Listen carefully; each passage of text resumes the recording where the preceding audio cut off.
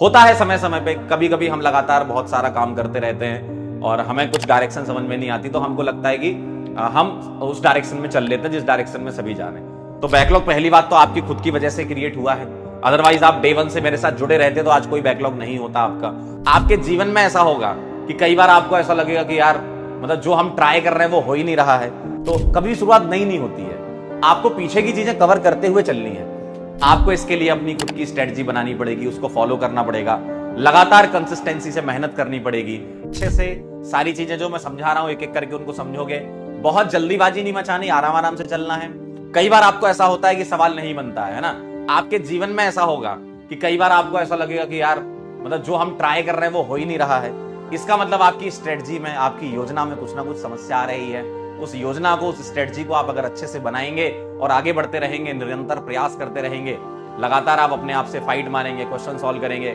कभी क्वेश्चन बनेंगे, कभी नहीं बनेंगे, लेकिन आप लगातार आगे बढ़ते रहें और जो स्ट्रेटजी है आपकी उसमें थोड़ा बहुत बदलाव करके, सबकी अपने अपने हिसाब से अपने अपने अकॉर्डिंग स्ट्रेटजी हो सकती है, तो आप उसके हिसाब से अपनी स्ट्रेटजी को थोड़ा सा एडिट करें। हो सकता है कि आपके लिए वो चीज काम ना कर रही हो जो आपके दोस्तों के लिए काम कर रही हो, उनसे सवाल बन रहे हो, आपसे नहीं बन रहे हो, यानी कि आपको अपनी स्ट्रेटजी को बदलने की जरूरत है ना। बहुत इंपॉर्टेंट रोल प्ले होता है। जैसे आप सोचते हो, जैसे आपने सोचा कि नहीं मेरे को डॉक्टर बनना है, लेकिन डॉक्टर बनना है तो कैसे बनोगे? आपने एक बैच ज्वाइन किया कि चलो लक्ष्य नीट 2025 पगले बैच से हम पढ़ेंगे और हम डॉक्टर बन जाएंगे। इतना आसान नहीं है।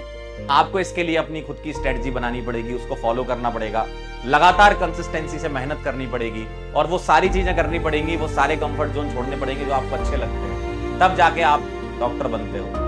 और बहुत छोटा समय नहीं होता डॉक्टर बनने का, बहुत लंबा समय होता है, क्योंकि ये बहुत रेस्पॉन्सिबिलिटी वाला काम होता है और ऊपर वाले ने आपको इसके लिए चुना है, यानी कि उसमें आपको आप में उसको जो है कुछ ना कुछ बात तो दिखती है ना, इसलिए आप यहाँ पर आज प्रेजेंट हो, है ना।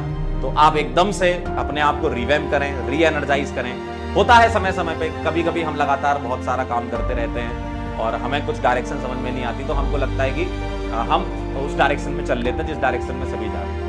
आपकी दिशाएं जो है वो अलग अलग हो सकती है, मंजिल तो सेम है ना सबकी। हो सकता है कोई सुबह पढ़ता है, कोई रात में पढ़ता है, कोई दिन में पढ़ता है, कोई एक बार में 10 सवाल बनाता है, कोई एक बार में 5 सवाल बनाता है। लेकिन जब धीमे धीमे जो भी आपका पेस हो, आप उस पेस को धीमे धीमे बढ़ाएं। आप ऐसा ना सोचे कि नहीं एक बार में ही हम सारी चीजें कवर कर लेंगे, या 13 लेक्चर या 12 लेक्चर का कोई चैप्टर है उसको हम एक बार में ही कवर कर लेंगे। देखो, एक बार में कोई चीज होती है वो रिवाइज होता है, वो कवर नहीं होता, है ना। जैसे कई बच्चों का हो सकता है बैकलॉग, कई बच्चे बैकलॉग से परेशान होते हैं। तो बैकलॉग पहली बात तो आपकी खुद की वजह से क्रिएट हुआ है, अदरवाइज आप डे वन से मेरे साथ जुड़े रहते तो आज कोई बैकलॉग नहीं होता आपका। कई बच्चों का बैकलॉग नहीं होता है, लेकिन कई बच्चों का बैकलॉग होता है, तो उसको आप जल्दी से जल्दी कवर करें, है ना। थोड़ा सा अपने टाइम को मैनेज करें, लेकिन जल्दी जल्दी कवर करें और इस चैप्टर में आए। आपको अगर ऐसा लग रहा है कि सर क्या मैं इस चैप्टर को एकदम जीरो से शुरू कर दूं, मतलब आज मेरा डे वन है इस लेक्चर में, इस सब्जेक्ट में, इस लेक्चर में डे वन अपना चल रहा है, सर क्या हम ये कर सकते हैं?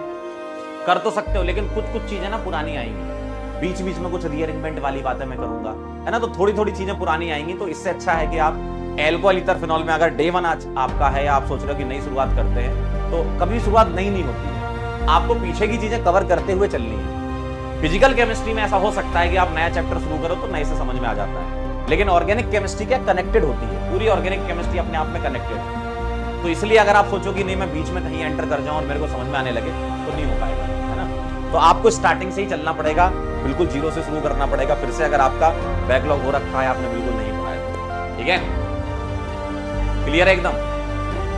चलिए बहुत बढ़िया।